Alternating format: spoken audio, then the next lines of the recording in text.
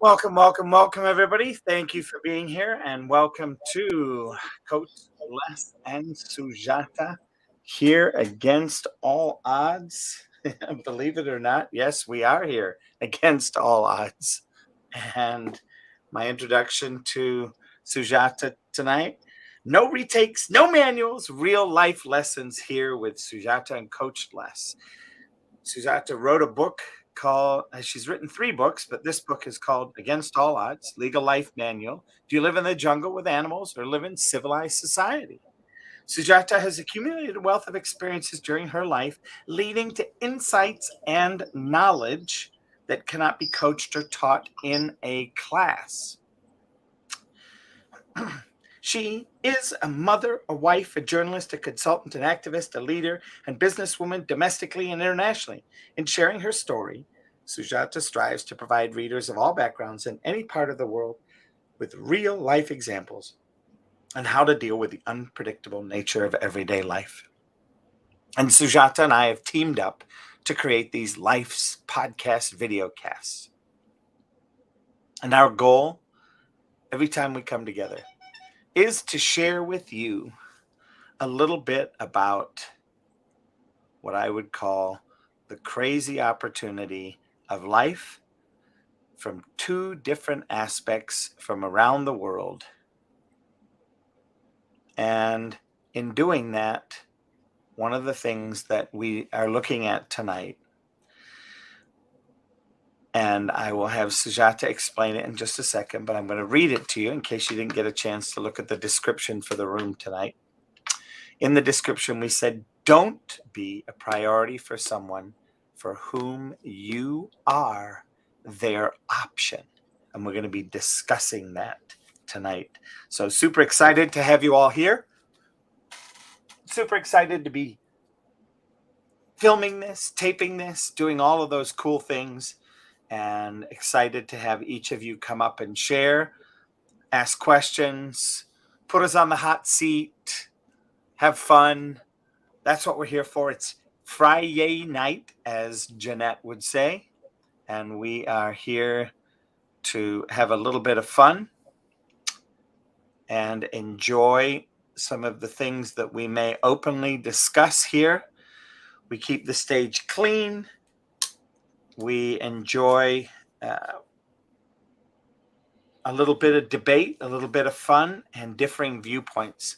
So that's what we're here for tonight, and I look forward to getting to know each and every one of you and hearing your particular viewpoints. And I see we have a few new people in the audience. Victor and Eric, welcome. It's your first week in Clubhouse. Jennifer, it looks like you haven't been here that long either. And same with Margaret. Thanks for being here. And we'd love to have you come up and join us and play with us up on stage. As you can see, we make everybody a moderator so that everybody's equal. And with that, I'm going to pass the microphone over to Sujata. And for those of you that pay attention to this, you'll notice her microphone doesn't move, and she'll speak through my microphone as we're live in other areas. So for those of you that go, how come she's talking and still muted? So with that, Sujata, the mic is yours. Thank you, Coach Les. And, you always thank everybody, but I think you need to be thanked every time because you could be doing a lot many things on a Friday evening. Why do you choose to have these rooms? And I appreciate that so immensely because that's exactly what I'm saying. The topic is very relevant even in this context, that are you a priority or an option in somebody's space. Why I say this is because if you consistently give yourself to somebody, in a journey, in a relationship, and they see that and it matters to them, that every time you're there for them and they are there for you, then that is priority. But if you are always showing up at places where you're just an option and they couldn't care less, so if I went missing from some room or from some space or some relationship, and you wouldn't even bother to check up and say, oh, she was here all the time, what happened, I haven't seen her in a few days, then I was just a number in your scheme of things, and I was investing in time and space when I was just an option and not a priority. You won't even pick up and ask, what happened? How are you? With that, I'd hand it over to you. Hmm. And so I'm going to dive right in today and this evening and jump right onto the stage, because I think the question has some relevance for at least a couple people that I know, and I can't wait to meet the newest gentleman on the stage. But I'm going to start off with hearing Jeanette. What's your thought about this? What's your thought about this question, this description of the room today? What do you want to say about, are you a priority or are you just an option? The first thing that comes to my mind is, because I don't think about people as a priority or an option. One of the things I have we all get busy. I think that's just it, and we forget to share or put time away for things that are important. So I think that's more. You either make somebody an option, or you're always looking forward to share time with them. I always look forward to sharing time. That's why I always look and see when is Coach Les and Sujata, because I enjoy spending time with you. But I know that people are precious. Time is precious. I've learned that in the last 5 years. I think this is the first year that I wasn't taking care of anybody. So it is difficult to say whether people are an option. I think I look at it as more like, I want to share my time with everybody. I really do, because everybody is precious to me. And, when I think about, I never think about when do people make time for me or not. I look at it as where you have to have this give and take, where you are at least having conversations, or at least touching points with each other. I know that for many of my friends, they're scattered around. They're just, you have to fly to get to them. They have to fly to get to me.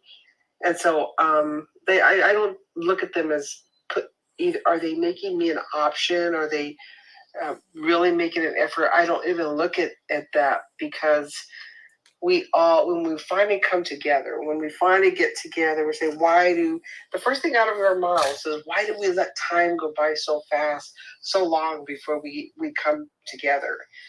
Time gets away. I think we just let it get away, and we get so busy with life in general. We just have to have that.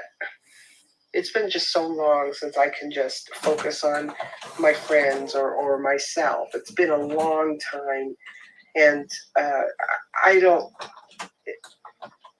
know if I think about them and say, hey, they don't have time for me. That's kind of, for me, that's kind of like an insecurity. I have this confidence in my friends and loved ones that I know that when I have a moment, they're there. They're there, and I can reach out to them. And but I don't look at it as are they an option? They're always a priority, and I think we just need to do a better job of making each other a priority. This is Jeanette, and I'm complete. Thank you, Jeanette. And I'm going to just jump right into over there to Brother Joey. Hey, good evening, everyone. Thanks for allowing me to be part of y'all's room tonight, Doctor. I don't know what I'm saying, Doctor. It's late here, Coach, and Sujata. So the moment you opened the room and asking the question, I will say this is it's had me thinking, because there's a lot of different things that I'm thinking of. A priority or an option. I can only really answer this, obviously, like everyone else, from our own thoughts and experience. I too, similar to Jeanette,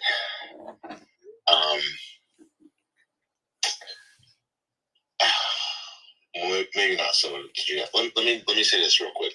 Full disclosure: I'm the person that will go through my phone. I did it today, and I'll try to send about 3 or 4 texts to people. I'll try to make 2 or 3 phone calls, and I'll try to circle back up with a few people with emails. Not so much emails anymore. It just seems that's not how we communicate. So, I have to watch myself, because there has been times where I was already. There have been times where I may have had something on my mind. Maybe I was already just not feeling myself. Call it a pity party for whatever reason, in anything. And, and I was like, I thrown my hands up in the air, and I said, that's just it. I want to change. And I can't. And I don't think it's bad that I can't change, because I think what I do, and I know that what I'm doing by making people a priority and making sure that I look to see who have I not talked to, that they get a "Hey, how you doing?" text, or "Hey man, it's been a while. That's why I'm calling you," kind of thing. So with that being said, I shared this a couple of weeks ago in one of the rooms, Coach, that I did have a person, a friend. They're friends. It's not going to make me not be their friend, right? But it was a coworker. We're both chefs. I help them, and they help me. And I try to do a good job of keeping the friendship going with a text every blue moon here and there, like I just said. But it seems like, the only text I ever get from them is, "Hey, it's been a long time. How are you doing?" And now I'm conditioned. Now I know it's going to be, "Hey, are you working? Next Saturday? I could really use help." And it's like, huh. I questioned the friendship a little bit there. So, yeah. So friendship, when it comes to options and being a priority, I think what Jeanette said, we're busy, and because I have a tendency to be on one extreme, I have to sometimes really protect myself, because it doesn't get returned back to me. And I just have to, and I'll just reference another room. Today we were in a room, Coach Sujata, you were there as well, this morning in Rex's room. And I'm choosing to do what I want to do.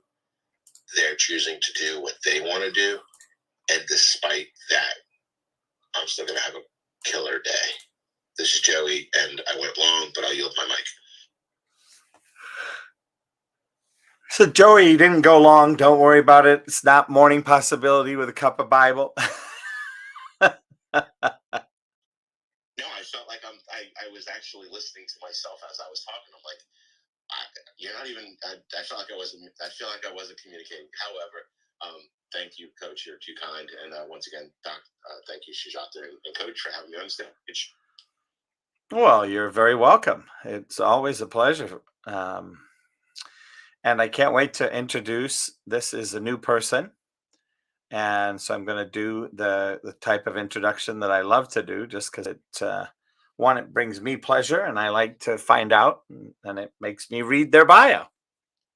Author of the book, Alike Regardless, motivational speaker on diversity and inclusion, digital marketer, networker. His book, Alike Regardless, This is Where It Began, was written to challenge the norm of division present in humankind. The principal essence of man is to preserve the existence of the entire living race. One cannot preserve their fellow man without hanging on to the dictates of goodness, love, and peace. For every man who exists, he must ensure that he does not exist alone. He must ensure that he is not on an island, and that he works towards ensuring that his fellow man is preserved in existence as much as he is. From the book, Alike Regardless. Get a copy of his book on Amazon. Motivation Mercy, The Print Shop, Kitchen and Home Decor, Digital Marketing Services.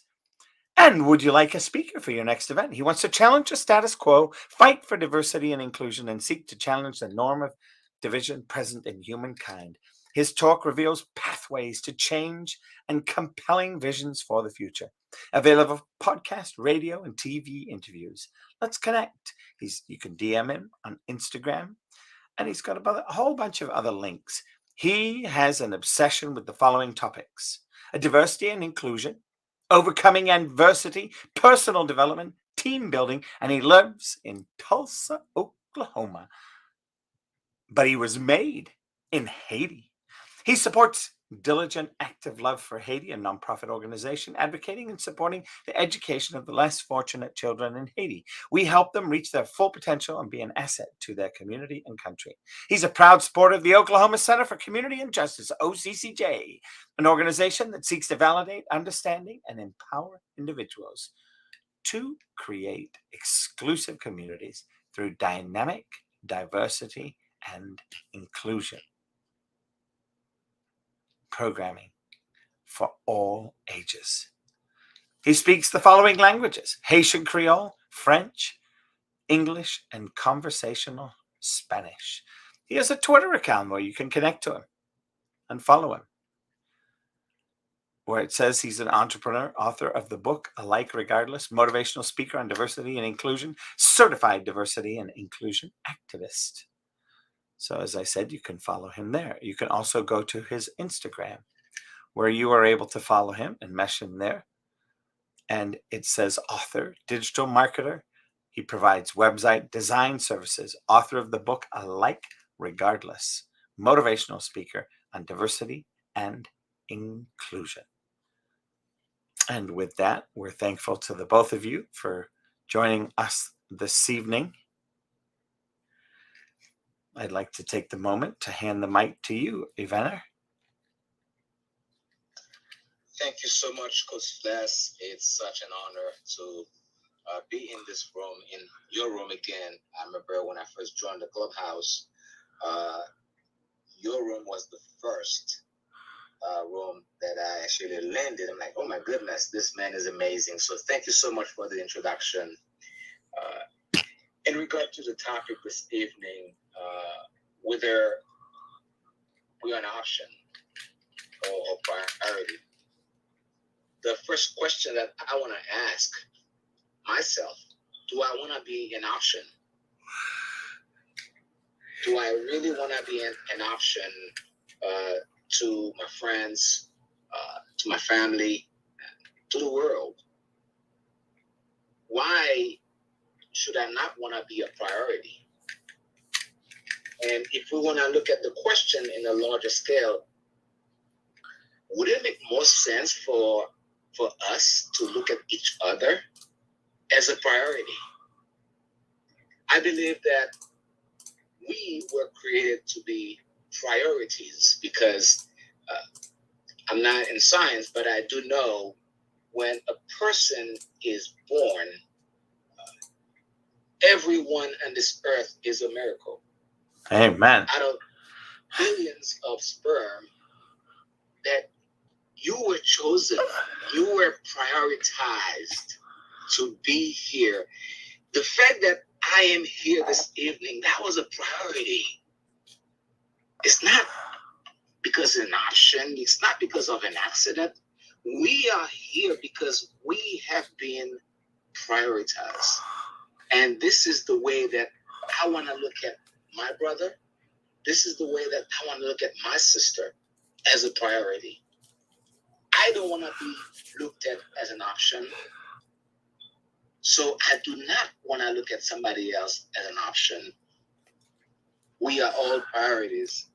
And as you read earlier, as you quoted me, and this is one of the best statement that I made in my book, Alike Regardless, that the principal essence of man is to preserve the existence of the entire living race. One cannot preserve his fellow man or his fellow woman without hanging on to the dictates of goodness, love, and peace. And for every man who exists, he must ensure that he does not exist alone. So, why should we be options? Why should we look at each other as options? Why not priority? And we have to constantly think about these things in our heads. If we are options to each other, how can we really heal this world, this ship? And I look at this world we live in as a ship. In this ship, we build relationship. We build a lot of relationships. So why should we not be priorities to each other? And on that note, I'd like to give you with this. We are all priorities, and we should look at ourselves as priorities. This is how we can go back to our default settings to see each other as brothers and sisters, as valuable human beings.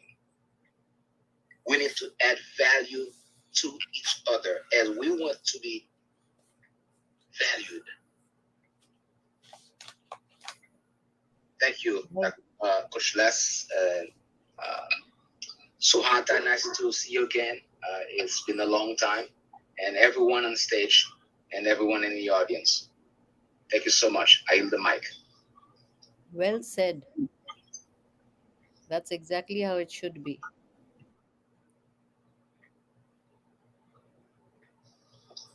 Hey, Coach. Yeah, go for it. Quick question. And so I agree with what we shared.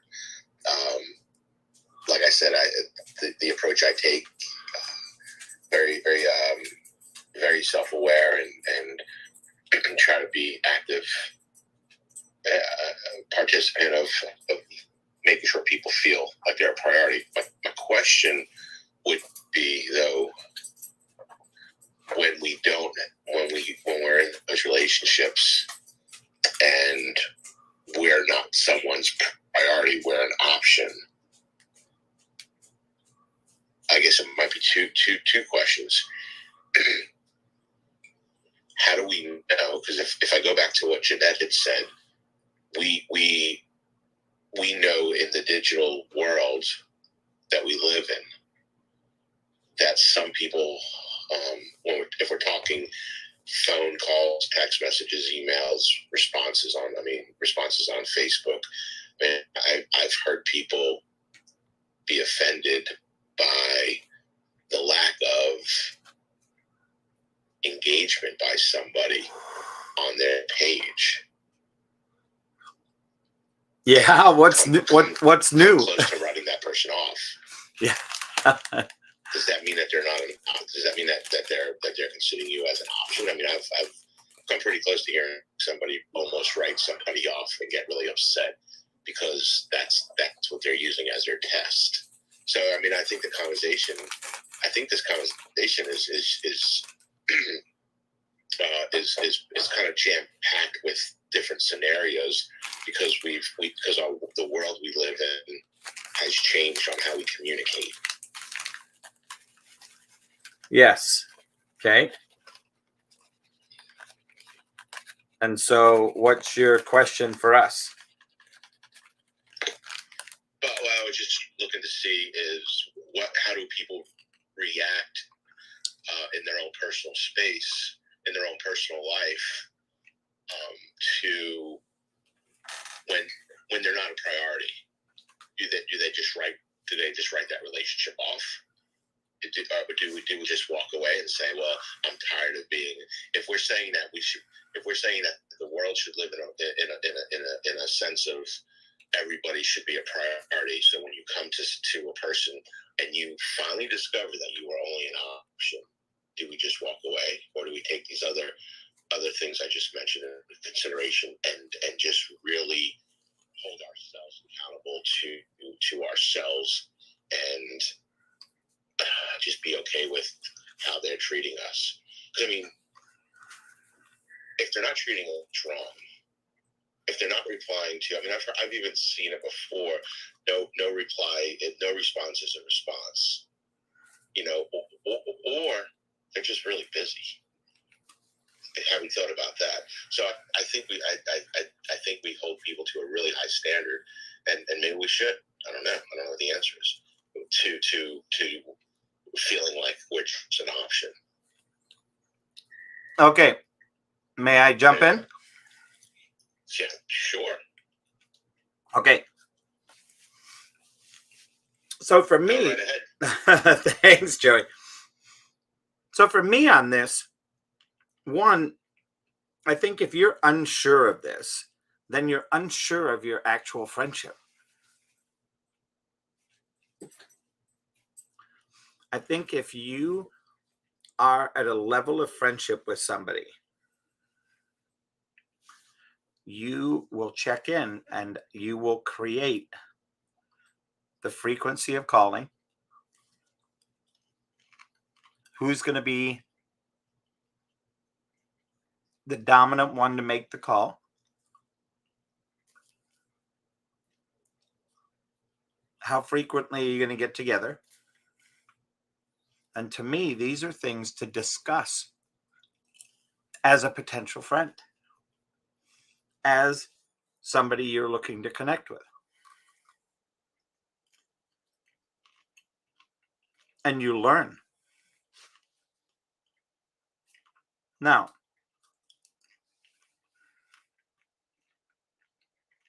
do we make mistakes? Of course we do.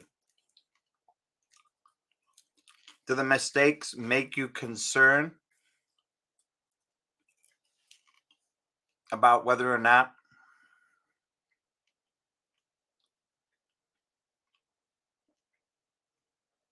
now is a good time?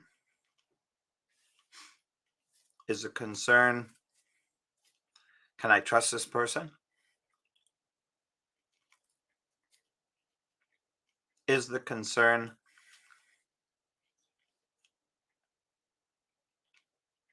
am I more invested in this relationship than my friend? And in which case, am I okay with that?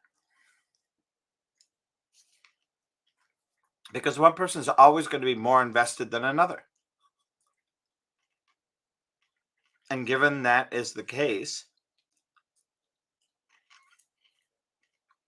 when there is a debate, who comes first, the chicken or the eggs?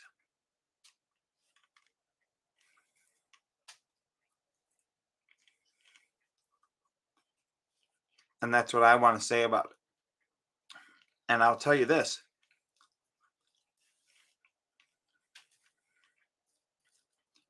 I know that my best friend is my wife. And I'm clear about that, Joey.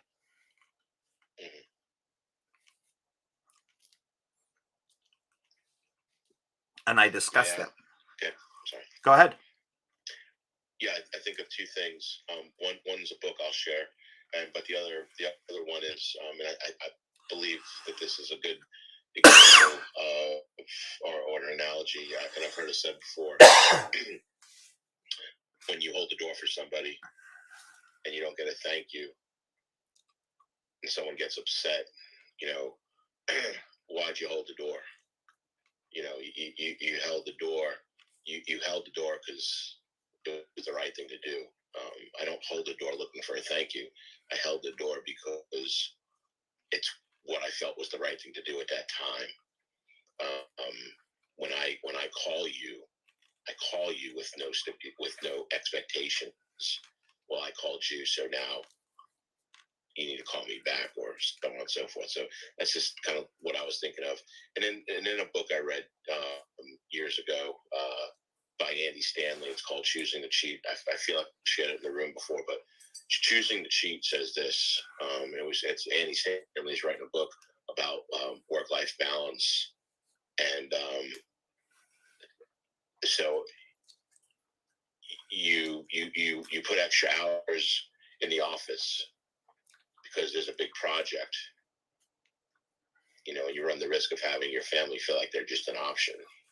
But then you decide that there's a staff meeting that you run every Wednesday at 4, but you know that at 4:00 on Wednesday. Now speaking from a pastor's perspective, at 4:00 that is the busiest time for your family. So you don't want them to feel like an option. You want to feel like they're a priority, and then next thing you know, you send a memo out that our 4:00 meetings going to be changed, or we're going to postpone it for the time being. There's, no matter what you decide, choosing to cheat, you're going to be cheating another side. Someone's going to either be the priority, or someone that for the moment is going to feel like they're the option.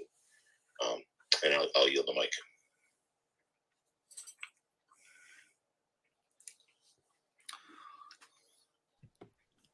Well said, Joey. And I think, agree with some of your points, that you do question at times. It doesn't matter what the frequency is, and it doesn't matter who takes the lead in a relationship. But if you are always doing things and giving the best of yourself, and it's not reciprocated, or it's not even acknowledged, then you do question that, am I investing my time in this relationship? Maybe then you have to ponder on it, whether it makes sense to be there always for somebody who doesn't even acknowledge you being there. Yeah, but in order, before you can feel like that, you have to have the conversation. Amen. You have to have the conversation. You have to say, because I have people in my life that I've had conversations with, and I tell them, I would love to have a relationship with you, but we really don't, because the only time you ever call me is when you need anything, or you never call me to go do anything. And they said, well, you never call me. And I go, I never call you because you always want something from me. So we have that conversation. But if somebody says, hey, I really want to have a great friendship with you, I want to do things with you, and I'll say, great, let's plan something now. Because I do have friends like that. I don't see them for a long time. And they'll call me and they'll say, hey, it's time to go on a trip, or it's time to go on an outing. Okay, let's do it. We do it like right there and then, because we know our time gets away from us and we just go and do it. But you have to have that conversation. You have to say, I want to spend more time with you. I want to make time, because I have friends that are in different time zones, and they call me in the middle of the night sometimes, and I'm tired and I'm exhausted, and they'll call me and say, I really need to talk to you. And I will spend time with them and go the rest of the day next day with groggy eyes all day, but I know it was important to spend that time with them, and even if it was on the phone, because the first things out of their mouth is, I need to spend time with you, even if it was on the phone. But you do have to have that conversation. Thank you.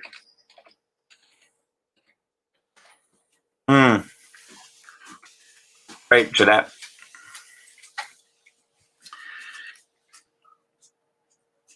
I'm going to pass the mic. Hey, it's Lorna. Yep. I I was just, you just beat me to the punch, Lorna. Hey, Coach. Hi, everyone. I love the conversation. And what I'm pondering is, I think there are different levels, baselines of kindness for different people. I don't think we all work from the same level of kindness as we relate to each other. And so sometimes we have different expectations of each other. I think a lot of communication happens in many other ways than just talking. Is sometimes how we move about each other and the conversations that we have.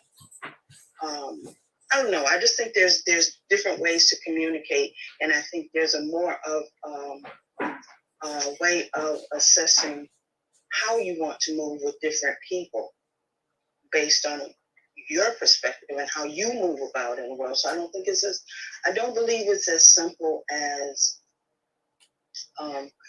conversations, speaking to each other. And then I also think that there is a degree of kindness that happens based on what we know about each other, and I think that the baseline changes. The baseline changes based on how much we know about each other, and unfortunately, I don't think we exercise a general place of kindness with each other all the time. We have to know pretty much, or have an idea of what someone's going through or what someone's dealing with or where they are in order to execute a certain level of kindness. So I just think that the line moves. Thanks a lot, Michelle.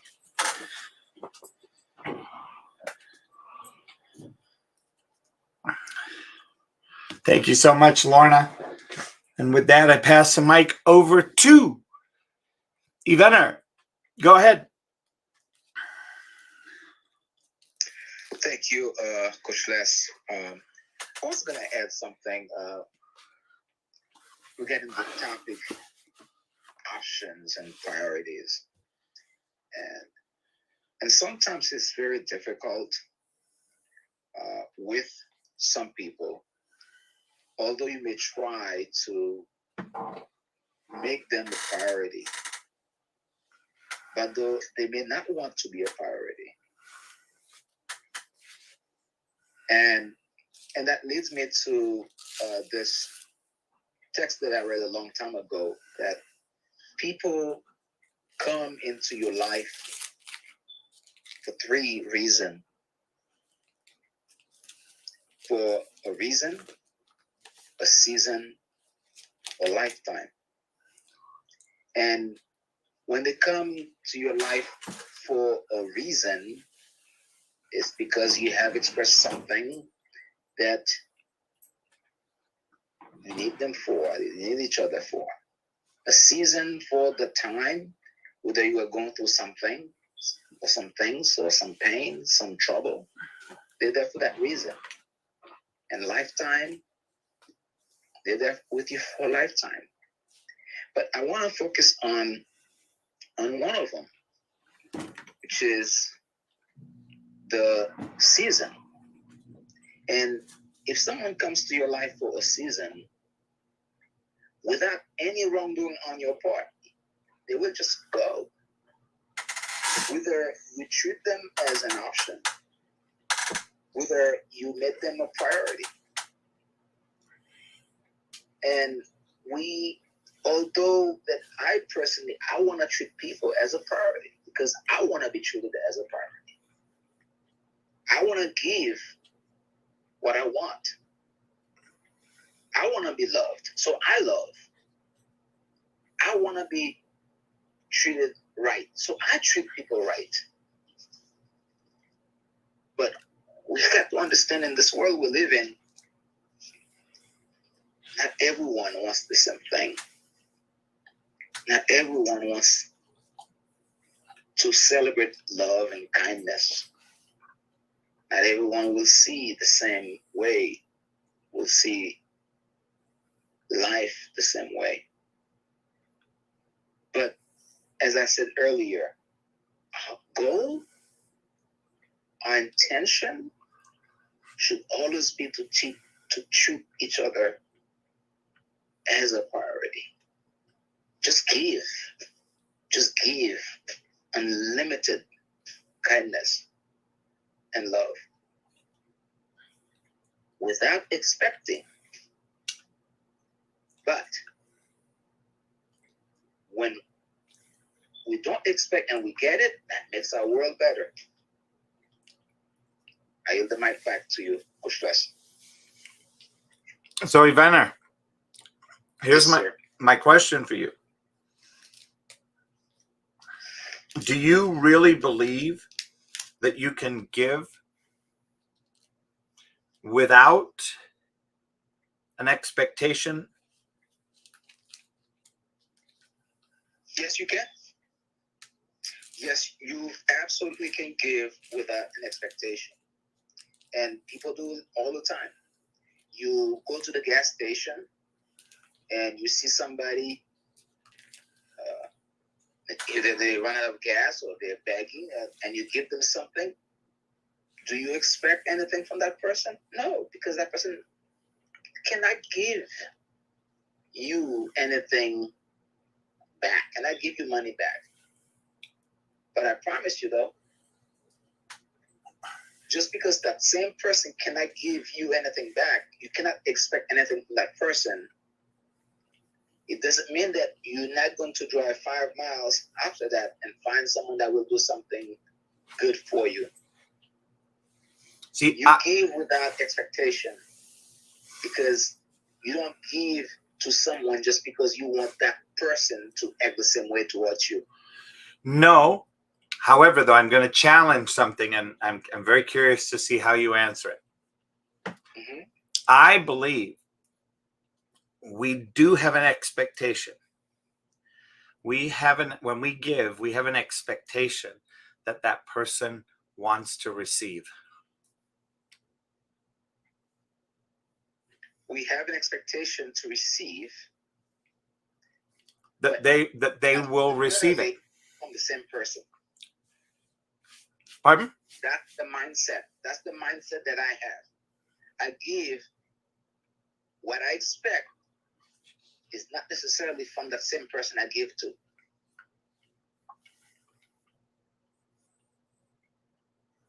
You just give. Perhaps my statement is unclear. What I'm saying is we give with an expectation that they will receive it. Yes. So there is an expectation. Yes, there is an expectation. The expectation they will receive it. The expectation that the good that you're trying to do will bear fruits. That's the expectation. But it is not the expectation if I give you $5 and tomorrow you got to give me my $5 back, or give me more than $5, or give me something, $2. That is true. Well, depending, right? If it's a loan, I mean, I just want to be clear. If I give somebody $5 and I say, I'm going to give you $5 today, but tomorrow I would like, or the end of the week, I'd like $6 back. Right. That's a loan. A loan is a loan. A gift is a gift. A gift, you don't have to pay back. You just give it out of kindness, out of love, out of generosity. Yep. So that is your definition, correct? Correct. But I just wanted to be clear about because I think a lot of people give things and they have an expectation that that person will receive it. And some of them get tripped up because they have an expectation that they will receive it a certain way. And when they don't receive it a certain way, they get upset. Does that make sense? Yes, that does happen. That does happen a lot. Yeah. When you have, and again, that is still expectation. You expect certain things to go a certain way. Yes. Very, very, very accurate. And when it doesn't, you are disappointed. Yep. And I think this is to not be disappointed. we should give without expecting in return. Okay. So my long question for this is, when you give to a charity and you find out that the charity spends 40 cents on administrative costs because they all have fancy offices, fancy, and they say they're doing it for the greater good.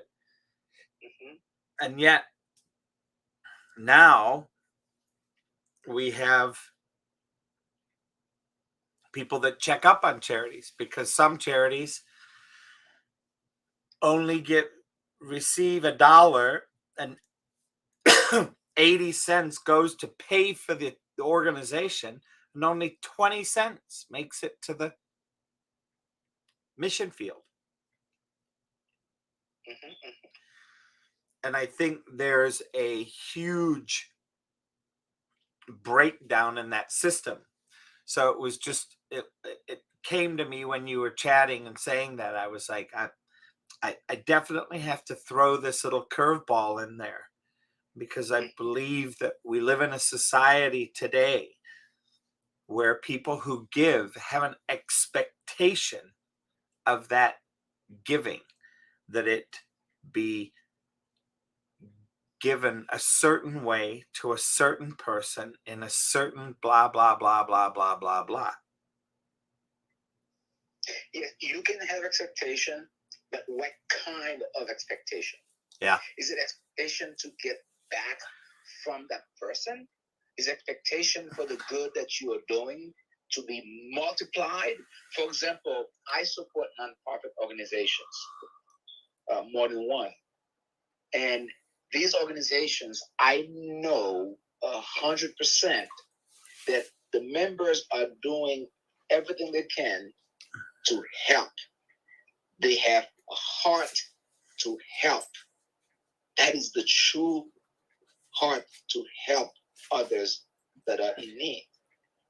So when I give to such organization, my expectation is that the good that I'm doing, the gift that I'm giving, will be multiplied, and it's going to bring a smile and laughter to other people's.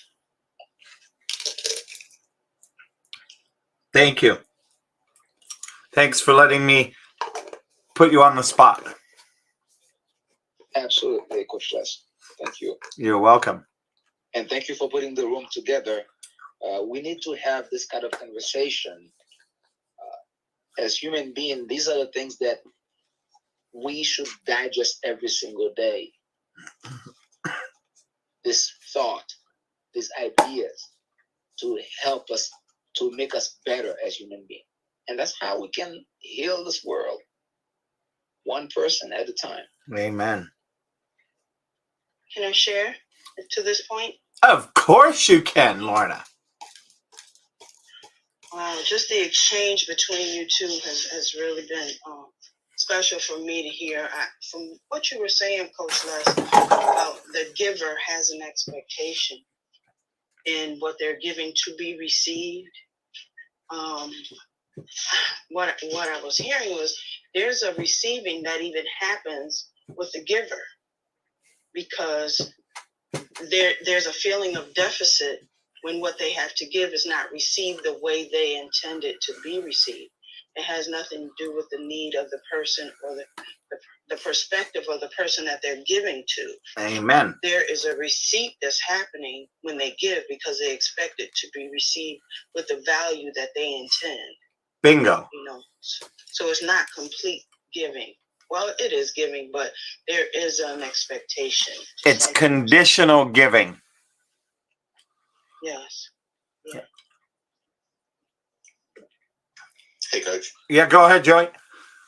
I want to go back a few minutes, though, when you give some of the earlier examples of when we give, and maybe you gave someone a present and they didn't have the excitement. Maybe they're Christmas morning for us with the kids, right? You spend all this time and shopping, and the present wasn't received. And I know we first were talking about the person at the gas station, right? But I'm talking about close, intimate relationships. When you walk through, someone walks through the door, they come home from a long day of work, and you cook dinner, and you're giving of yourself. You give them a big hello, a big hug, and there was no response, right? Just to kind of keep mindful of the title of the room, well, not that we're not, but when that happens, do you think people are left, the person that cooked the dinner, the person that gave the big hello, but and then when the person that didn't receive that and do what they thought, does that person feel like they're just an option in that person's life? Because certainly they're upset now, that they're discouraged. Do they not feel like they're a priority? And I think yes, because I know that happens. I've seen it. Maybe even experienced it, but I've seen it. I've seen people walk through a door, and I've seen somebody give them a huge hello, and the person, for whatever reason, just didn't give the hello back or the love back in that moment. And the person that gave that big hello was left feeling less than. I'll yield the mic if anyone has any comments.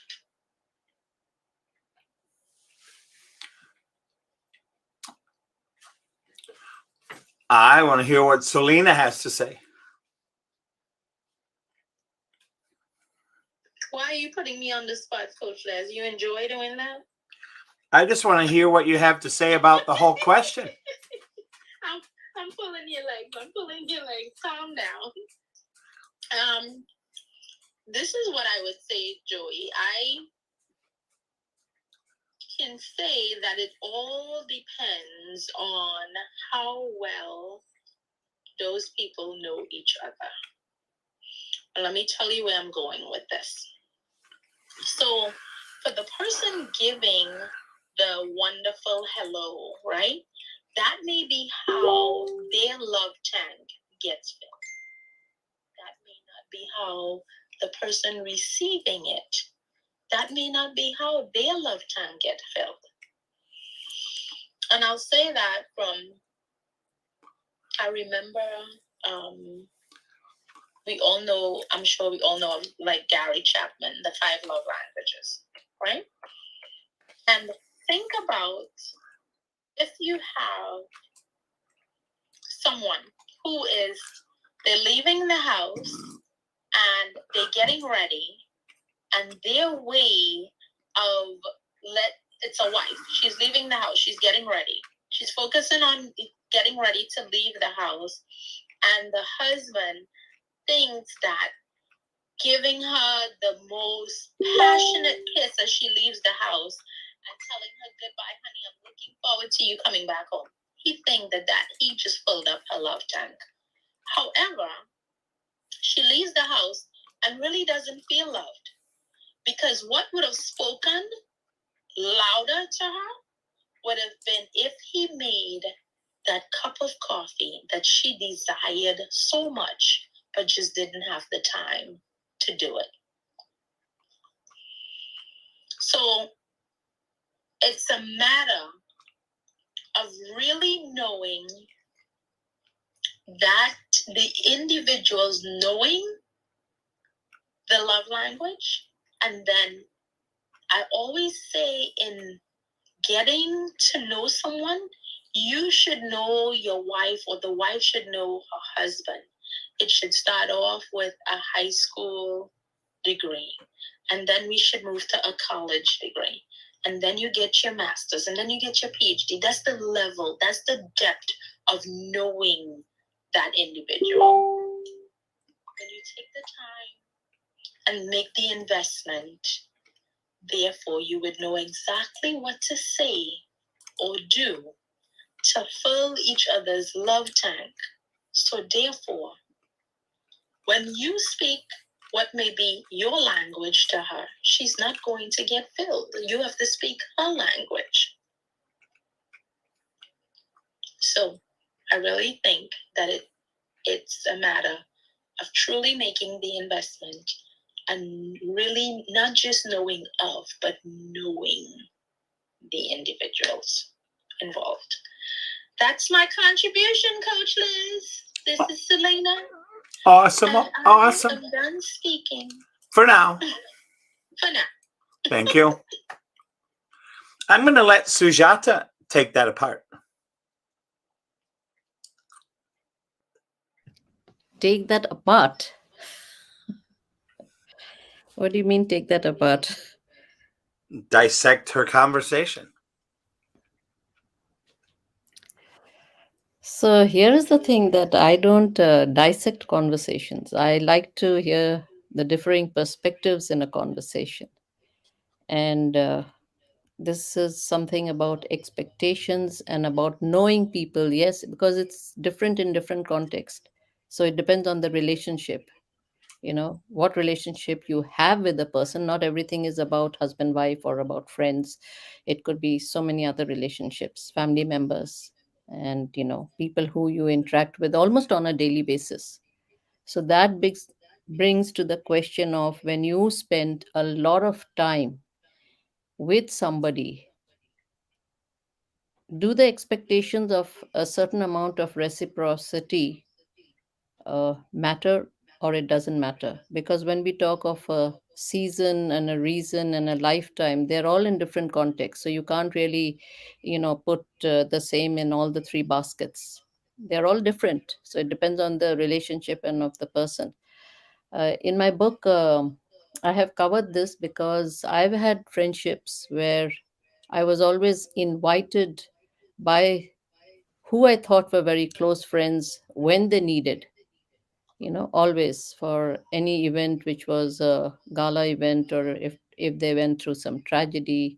I was there to a certain extent, but they were very subjective. When they didn't want to include, then when I expected to be there at certain given moments, you didn't share that with me. And you could have a death and then suddenly let me know later that, oh, maybe it's a pet and the pet died. But knowing that Sujata is very fond of the pets and would have looked after the pet also, you just forget to tell me you got the pet to my house and you know how I love them, and then you just one day tell me offhand that the pet died. So I don't know where I stand with you. Then I attend a designer wedding, and I take trouble to go all the way down and attend the wedding, even though I was not wanting to attend the wedding, but you begged me to come because of friendship of so many years. And guess what? After the wedding, after the photo ops and all, we don't see each other, though we live in the same city. So, what was I doing all this while? Is the question. Who would like a swing at that?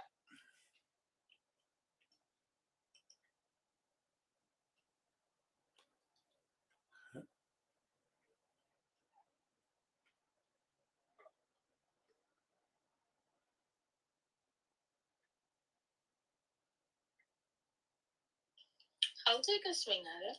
Woohoo!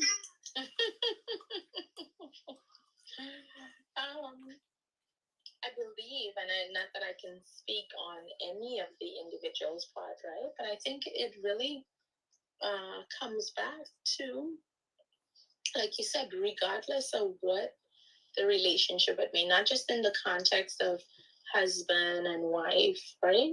But it's really getting to know what are the things that's important to that individual. And yes, reciprocating. If you know, like you said, that Sujata has interacted with that pet, and it would have been important to Sujata to know, hey, the pet hasn't been feeling well, or the pet has transitioned, then I think that it's only right that you make it a priority to inform Sujata this is what's going on. Now, depending on, let's say, the depth of grieving that that person may be experiencing as well, right? Everybody deals with grief differently. So maybe they may have preferred to shut down or not really say anything much about it. But I think that this is where we are able to exhibit kind of full transparency, where we can say, I'm informing you because I know that is important to you and I value our friendship. However, I don't really want to talk about it. And I believe that in Sujata valuing that friendship or relationship, can respectfully understand where that person is in their challenge or trial or grieving process, to honor not talking about it, but still, right? Um, Still be appreciative that they thought enough of her to know that this was important, to rise above their inconvenience and rise above their um, challenge, and still say it's important enough for me to say this to Sujata. I always give a perfect example of Christ hanging on the cross. No one, none of us can truly understand the gravity of pain, of um, both physically and emotionally, knowing that you were denied, right? Yeah. Deceived, right? You were betrayed. No, none of us can really wrap our mind around that. But yet, even in that moment, he was able to look to his brother John and say, console your mother. Console your mother. Mm. I like it, Selena. Take a page. That would be a beautiful thing. Not get so wrapped up in whatever, maybe our feelings or our challenge, and say, hey, how can I still show love and console the people that God has truly blessed us and placed within our sphere of influence? This is Selena, and I'm complete. Yeehaw! Thank you, Selena. You're most welcome, Coach Lays. I'm just going to do a little quick shout out on Tholakali and Charmine and Ginger. We'd love to have you come up on stage. And of course, Mag as well. And with that, we're going to take a quick break.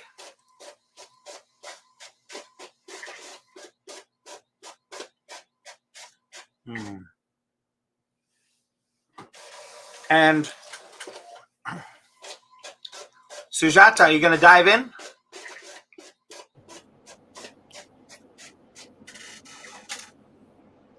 I just want to tell Selena that what you said was true, that, the least that somebody could have done was inform. It's not necessary that you have to share your grief.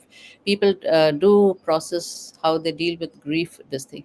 But you don't, if you have a long term friendship, you cannot be subjective all the time.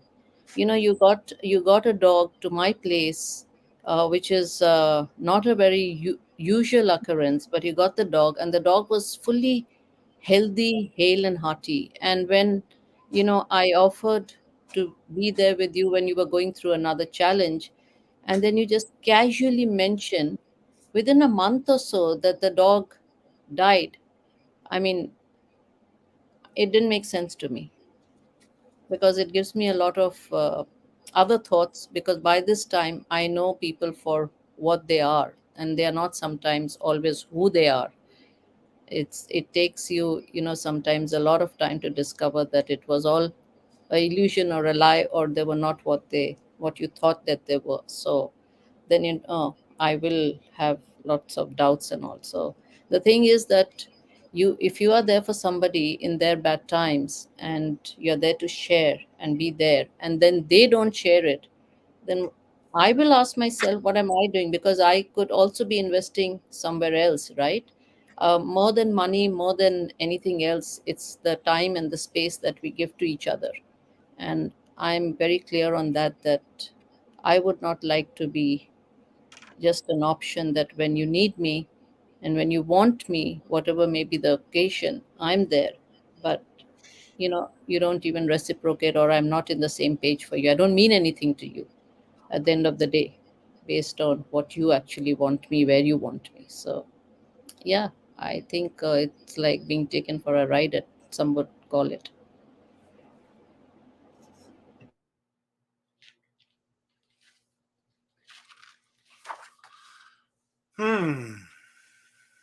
Jeanette.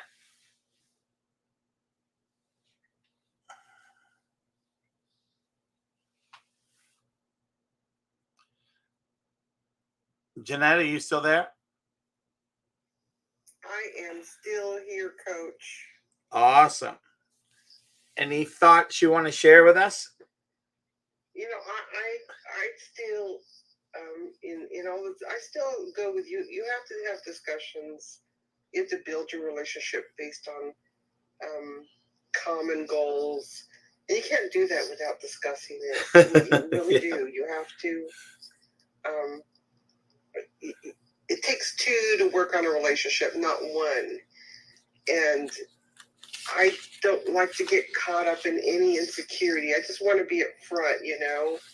Here's what, do you want this relationship? Do you want to do more? Yes. And then it's clear. And then you just have to have that conversation. I still stick by that. You'd be surprised how insecure people can be, and misperceptions. They have their own perceptions of what they think their relationship is. And when you have the conversation, it isn't like that. And if you still feel like that after having a conversation, there's just some misses in that connection of the relationship. I haven't changed my my take on it. The relationships are precious. Yes, I agree. You just have to have that time to build it, to put your intentions out there. And that's what it takes. And be open and honest and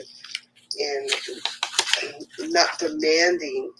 If I get caught up in, guys, they don't call me anymore, for me, that's an insecurity, and I don't have that. I don't get those feelings like, well, they don't want to spend time with me.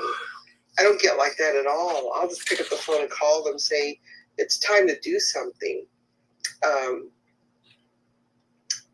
But like I said, I haven't had a whole lot of time. I've been a caregiver to family. I haven't had a lot of time for friends. They knew it. And now that I'm have more time now, these are starting to open up, and they know that, and they're starting to call me saying, we need to do something. Yes, let's do it. Because every time it was no before. And I'm really grateful because, sometimes when you keep, I remember in the days when, I just started having kids and family, and my friends would say, we don't have time for me anymore. I didn't just come out and say that, but it wasn't that. It was just that family priorities took place over that, and we just couldn't get the time to spend time.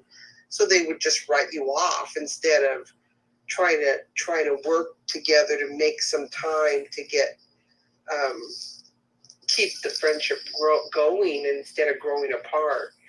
It's a lot of work. Relationships take a lot of work, but it takes two-way conversations, two-way communication, and a lot of sharing and open heart. So I haven't swayed from that. I still stick by that. Thank you for letting me share. This is Jeanette, and I'm complete. Hey, it's Lorna. I totally agree with Janet about this, with Jeanette about this. Communication is key. Just the same way we're having this conversation. I know when I have relationships with people and I don't feel that it's flowing in the way that I assume our relationship is going, I think it's my responsibility to clarify. And that's my investment in the relationship. To say, is this what it is? Is, and I also feel like that is a show of love and care. But I also think that there are times when, like I was saying earlier, there are a lot of communication that happens in outside of speaking. Sometimes communication happens how people move, and sometimes you just may not want to be a part of how they move. So, but I do believe that I think we have to respect that everybody doesn't see things or have the same values and relationships as we do, and what I may perceive is going on may not be what's going on in the other person's mind. And I have to continuously be open to the fact that maybe my perception of this isn't theirs, but I do have a choice whether to engage or not, based on what I want for myself or how much I want to invest in relationships. So that's all I'll share. I just agree that communication is key. Thank you, Lorna. Appreciate that.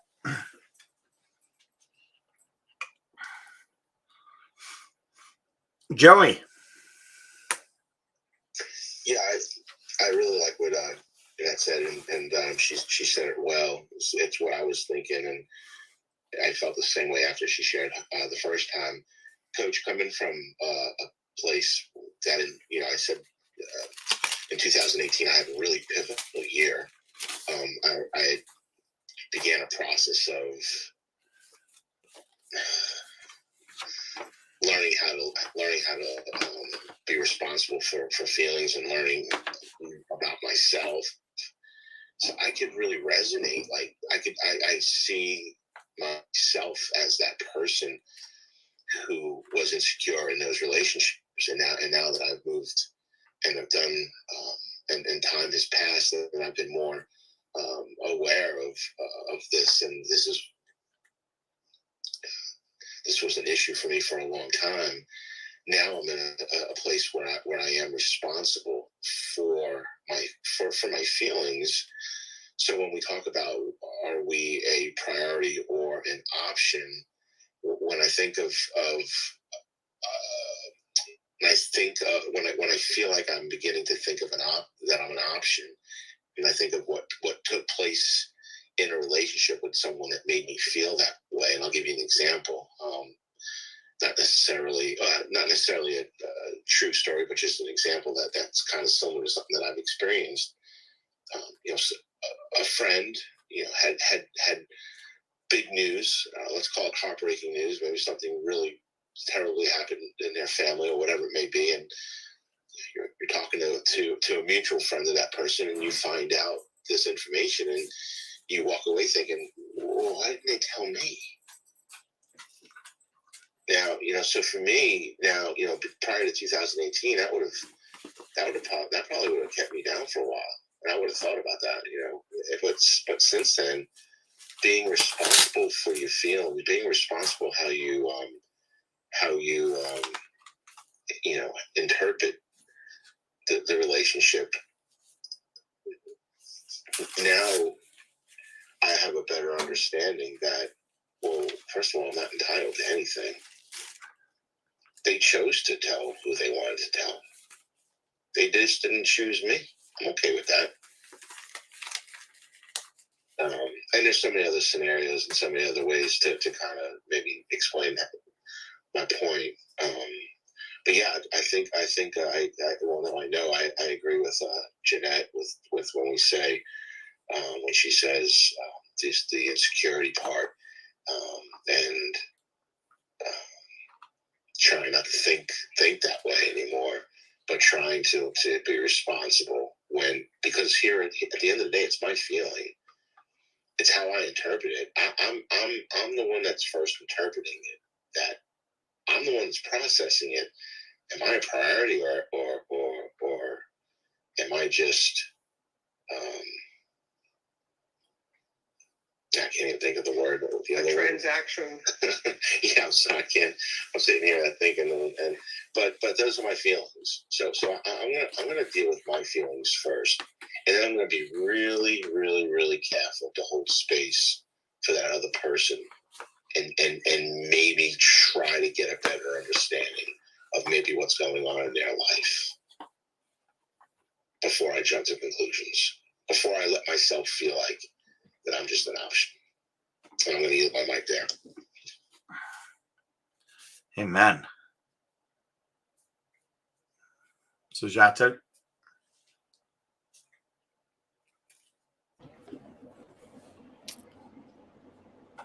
Like I said, that it's depends on the relationship, the duration of the relationship, how well you know, and if it's over a period of time where you have seen certain patterns which are unmistakable, then you know where you stand with that person.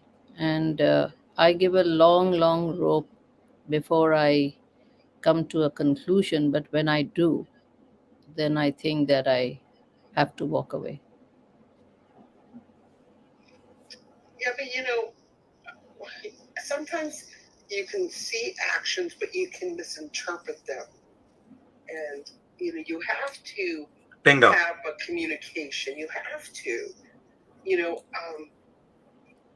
Joey and I have been in situations where people just walked away from us, where they just said, "Okay, we're done with you," and we were, in those situations, we thought we had relationships with these people that we thought we considered them like family, and but they misrepresented themselves, but there was communication, so they were deceitful in that way, so we've experienced that. So actions can be misperceived, and unless you just are quick and to the point, you can't be sitting there analyzing, thinking like you have it all figured out, because I guarantee 99.9% of the time you will be wrong. You need to at least confront them, have that conversation. And I've had them. I said, "Hey, you just want a transaction from me. This is not a relationship." Or I've had discussions where, I'd like more relationship with you. Let's do more things together. They said, don't want to do anything with you." Okay, all right, but at least I had that conversation, and I didn't have to, watch and look at actions and try to interpret what they mean by it. I actually asked them, because that's what adults do. We can talk to each other like that. And that's the great thing about being adults and being direct and to the point, but respectful. That's really important. Joey and I have been through, in shared experiences, and I have the same. And we were hurt because it was something. These were situations that impacted us. We thought their actions were good, but they weren't. So you can misread, you can misrepresent. You have to have that conversation. You have to have the communication. You have to have the dialogue. You have to share your hearts. And if they're not willing to share your heart with you by having a respectful conversation, then you're an option. This is Jeanette, and I'm complete. Woo! So, Janet, that's exactly what I have been also trying to say, that, if they don't want to have that conversation, because not because I want to have, but because they are uncomfortable to say it, then that's exactly when you know that you're an option, then that's when you walk away. Because you can have the hurt, you can have the chance that, okay, maybe I'm reading it wrong, but I still would like to have that conversation. But there are a lot of people who don't want to have the conversation, even if you want to have the conversation, because they know what they're doing. and they're not courageous enough to have that conversation and say that, yes, you don't matter to me anymore. You Or can see their heart, hearing their heart on their shoulder when you're trying to have that conversation. They don't want to have it. That says a lot, because it's someone that has a heart. The minute you say you have that conversation, like the first thing you're going to say is, I didn't realize, and they will have a conversation with you, and they will make changes.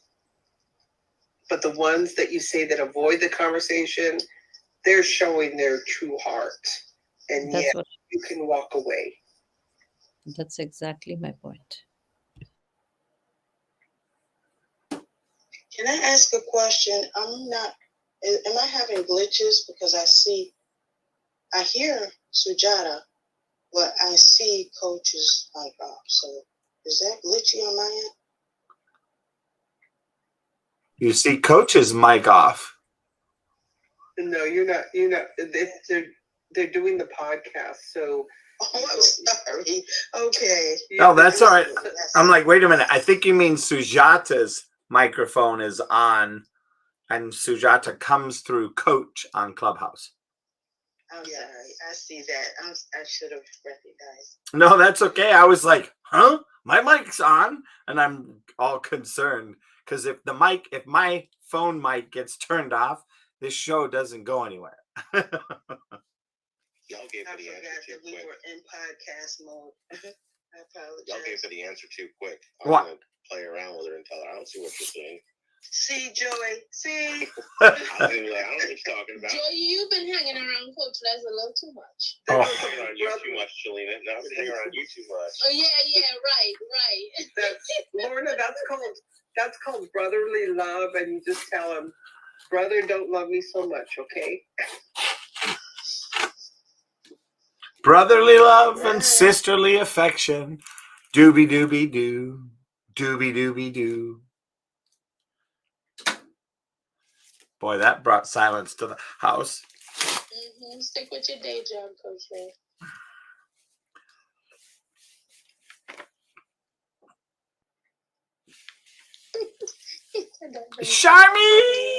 Charmine, thank you so much for coming up and saving me, Charmine.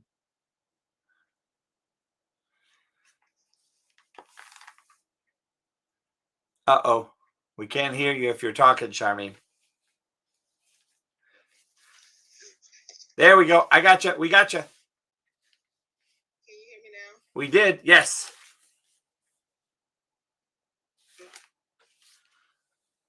Hello. Hello. I'm really liking this conversation.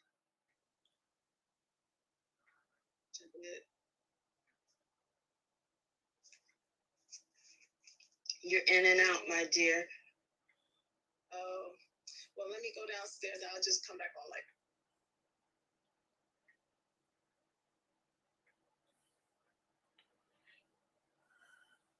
I'm loving this conversation because it's really making me think about different relationships. You know, as other people are talking, I'm thinking about this relationship and that, and my family and my daughters, and you know, my husband and my friends, and just how I communicate with different people in different ways.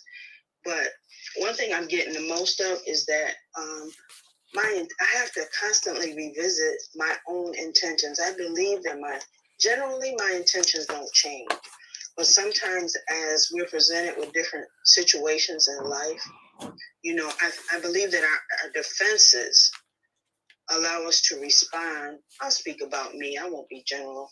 I think my defenses allow me to respond in ways that may not match my true intention. So I have to constantly revisit myself. That's that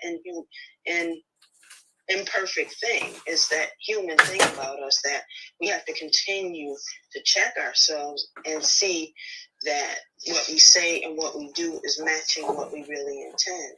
And it's okay to do that. But I also think sometimes you have to position yourself away from people. It's just what needs to happen. If they don't yield what it is you desire from it, I'm bringing it back. If things don't yield what I desire, or I'm not willing to make the investment on what it takes to maintain certain relationships, it doesn't mean that necessarily that I'm a bad person or that they are or whatever. It just is clarifying my investment in what's going on. And I think that that's okay. That's just being human. I would love to hear anybody else's perspective on that. I think I'm Sujata's. sorry, after Charlene. I mean, then interrupt Charlene. Hi, Charlene.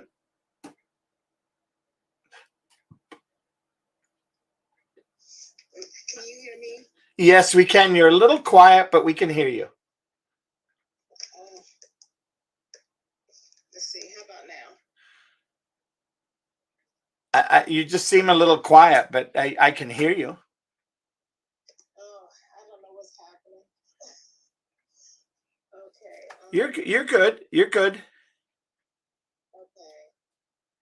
I was gonna say I'm really enjoying this because and Lorna pretty much said what I was gonna say too. It's making me think about past relationships I've had, and also my intentions as well, because we were having that conversation on the chat. And you know, I'm not trying to talk slow, thinking as I'm talking. When I think about my marriage, because I'm getting a divorce, and that was, I would say that was the worst relationship I've ever had. I've had friends, but my marriage was the absolute worst relationship, friendship, relationship, whatever. It was just bad because of the communication. It was just very poor. And it got to the point within 2 years when we separated, we just weren't talking to each other at all. We were just in the house, and he would be in one room, I'd be in another, and I just got sick of that. It was just mentally and physically and just everything spiritually draining. And I'm just, just from what everyone has said, has just been on point. Communication is very important. And I had to think about, why in the world did I marry him? Well, first of all, we made the mistake. We didn't know each other that long. I think we were just in our age that we were. We were like, we don't want to date people and just, we thought we were compatible. We thought we knew enough about each other. Because we knew of each other, but we didn't. We knew people within our circle, our own circles, but we didn't know each other that well. But we thought what we knew from just the presentation in the beginning was good, but it was not. And I was in a bad, situation with my children and being homeless, and we had purchased a house and got the house, and I started seeing things about him. I was like, I don't know if I would marry him. He has a temper and all kinds of things. And I just stayed on anyway, thinking, well, I did call off the wedding, but I thought, okay, well, maybe, he'll change. And no, if a person, he when we had an argument, he pushed me. And that's when I called off the wedding. And I should have just said, you know what, forget it. I'm going to go stay with my mom and not marry this guy. And he said he wasn't going to, hit me anymore or push me. But the pushing turned into a fist. And it was just, and then we would scuffle because I fight back. And so it was just bad. It was just really bad. And I had to get out of that. And I just for my health and safety and everything. But it's just, communication, just getting to know someone from the very beginning is so important. Just ask the questions and talk and be honest. And if my spiritual life wasn't where it is now, if my spiritual life was where it is now, I would have said hey and bye. I wouldn't even exchange my number or anything. but it just, it was my life with God just wasn't where it should have been. But I'm matured now and I see and I'm able to see. But I just wanted to just to share, I'm just thinking about certain things about myself. Where did I go wrong too? Things that I've said, even, sometimes I would come in the house and he'd be sitting in the house and he'd say hello. And I look at him and I'm like, I'm just trying to figure out why you still here. I got so mean because I was so sick of him. And I got really mean and cold hearted. But like I said, I've matured now and my life with the Lord is so much different. It's better. But would I go back to that? No. But I can see where I've made mistakes with myself. I always try to look at myself. So that's all I want to say. Charmaine, and I yield. Thank you so much, Charmaine. It's always good to hear you, Charmaine. Thank you. And with that, go ahead, Charmaine. No, I was going to say thank you. Oh, you're welcome.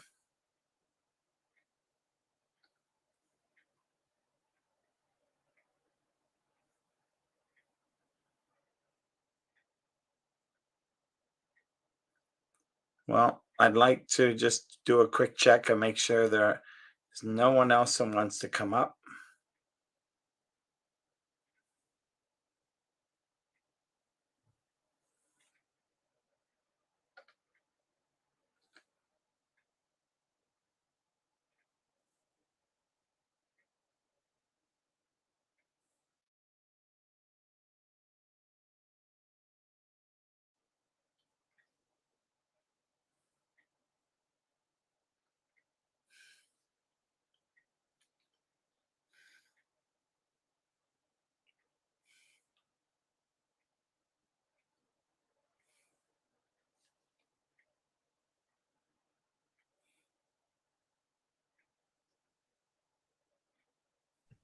Coach Les, Yep.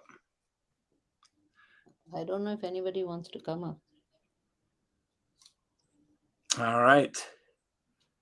Did you want to say anything anymore? Otherwise, I think what I'm going to do is I'm going to take a moment and shut down the online, and then we'll just come back to Clubhouse, finish up, and see if anybody else wants to share.